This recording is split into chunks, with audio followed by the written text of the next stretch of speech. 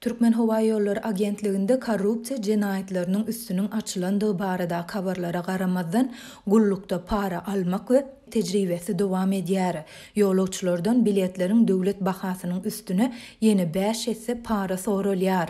Adatlyk radiosynyň Aşgabat habarçysynyň maglumatyna görä, häkimetler para berme azaltmak maksady bilen indi gullugyň kasalarynda biletlerin bahasyny diňe bank kartlary arkaly kabul edip başladylar.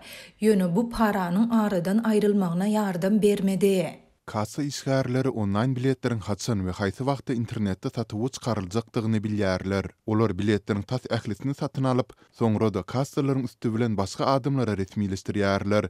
Ýa-da bilet almak isleýän raýatlaryň saxta maglumatlaryny ençeme sagat ýa-da bir gün öňünden alyp galýarlar. Diýip habarçy aýtdy.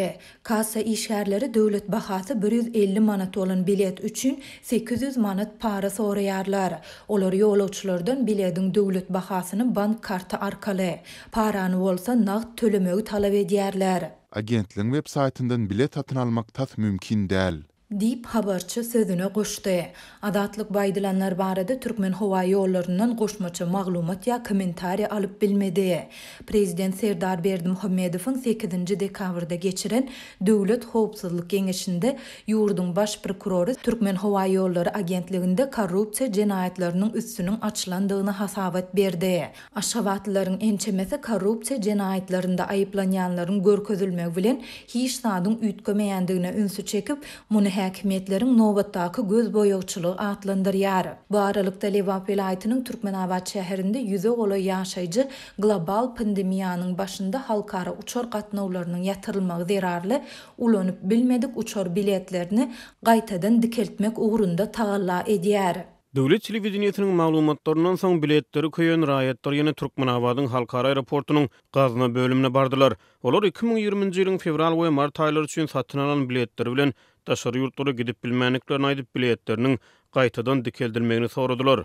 Diýip şol raýatlaryň biri anonimlik şertinde aýtdy. Onuň sözlerine görä pandemiýanyň ilkinji aýlary üçin bilet satyn alan 450 golaý raýat şu ýylyň martyndan bäri biletlerini dikeltmäge çalışýar. Kassa işgärleri halkara uçurlarynyň bölekligini dikeldilenini aýdyp gatnawlar dolu dikeldilenden soňra biletleriň dikeldilip berilejekdigini wada berdiler. Olar halkara uçur gatnawlarynyň 2023-nji ýylyň martyna dolu dikeldiljekdigini aýtdylar.